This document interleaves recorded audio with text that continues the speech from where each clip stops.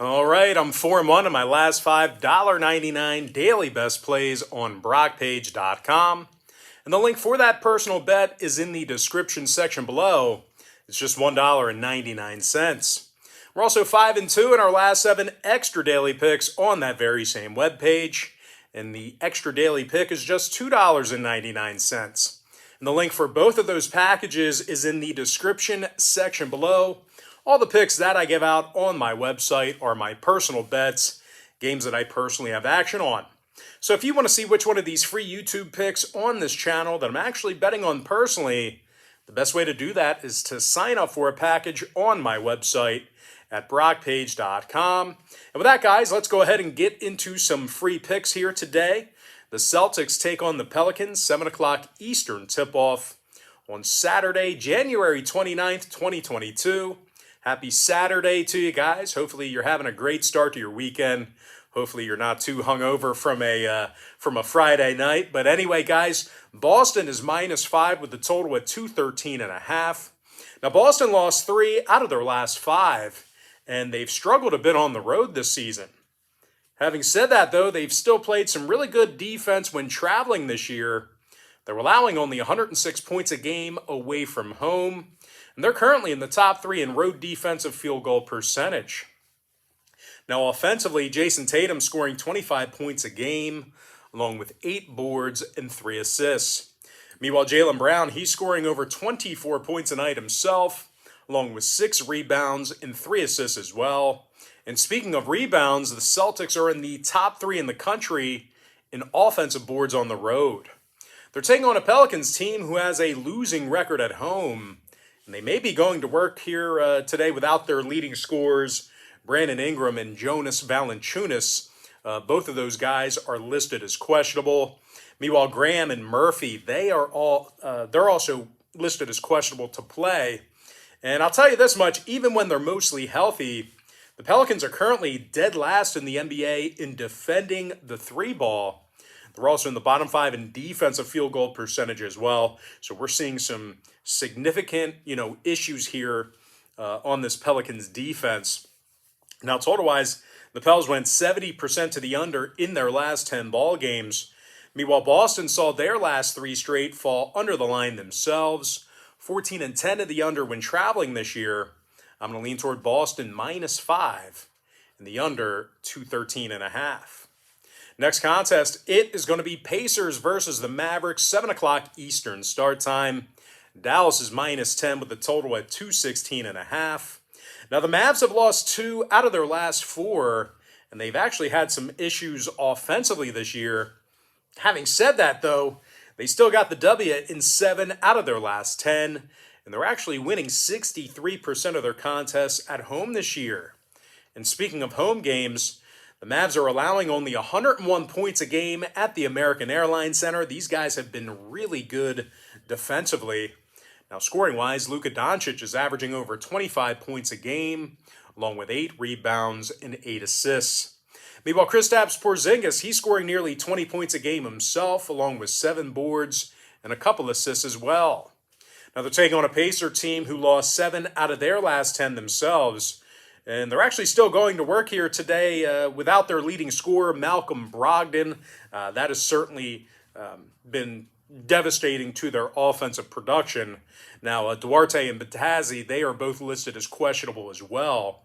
And I'll tell you this much, even when they're mostly healthy, well, the Pacers got the W in just 6 out of 25 road games this season, and they're scoring only 106 points a game in those contests. There was a point in the season not too long ago where these guys had the fewest road wins in the entire NBA. So this is a Pacers team who does not play well when traveling. Now, total-wise, the Pacers are 60% to the under on the road. No real surprise there, as they've been struggling offensively when traveling.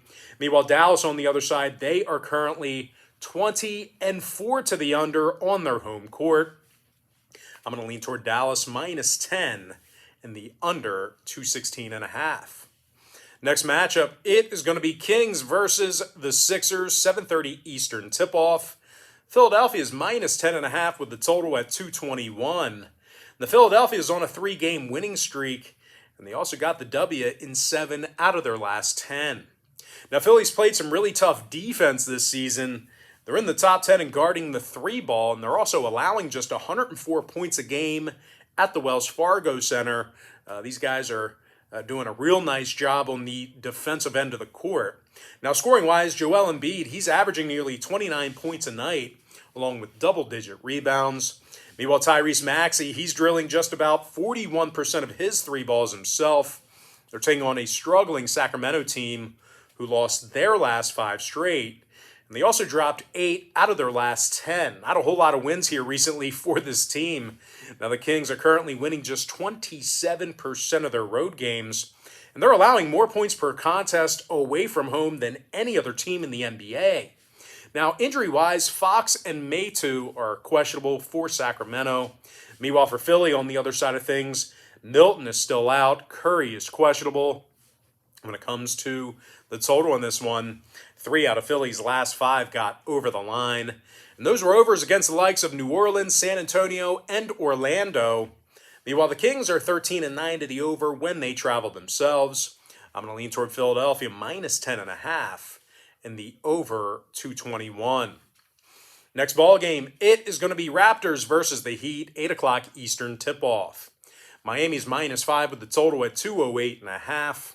Now, the Heat's winning nearly 80% of their contests at home this year. They're actually allowing only 102 points a game in the FTX arena.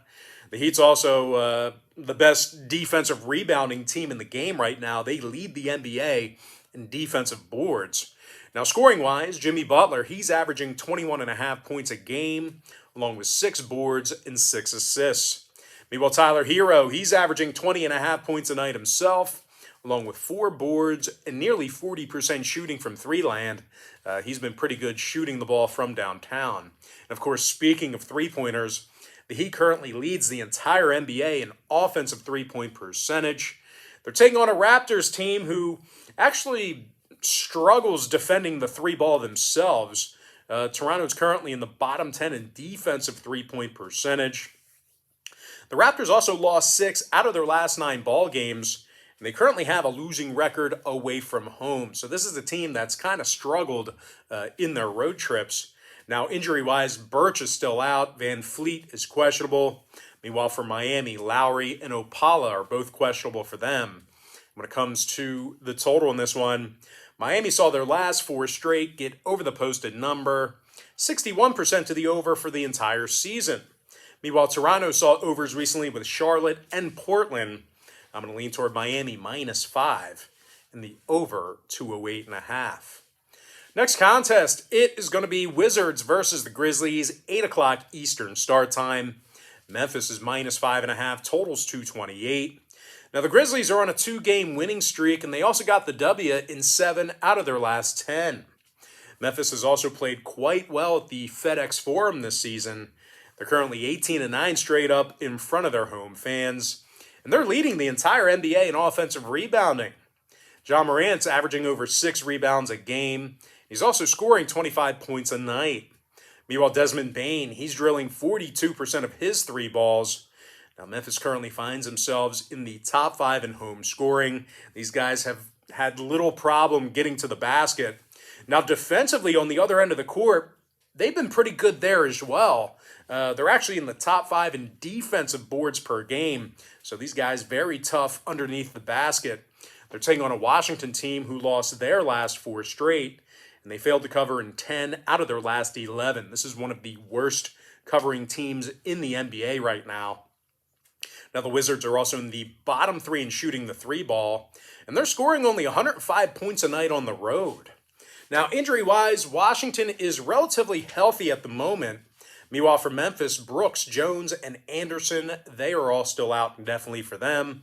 When it comes to the total on this one, 5 out of Memphis's last 8 fell under the posted number. They also went 70% to the under in their last 10 meetings with the Wizards. Meanwhile, Washington saw unders recently with Boston, Toronto, and Philadelphia.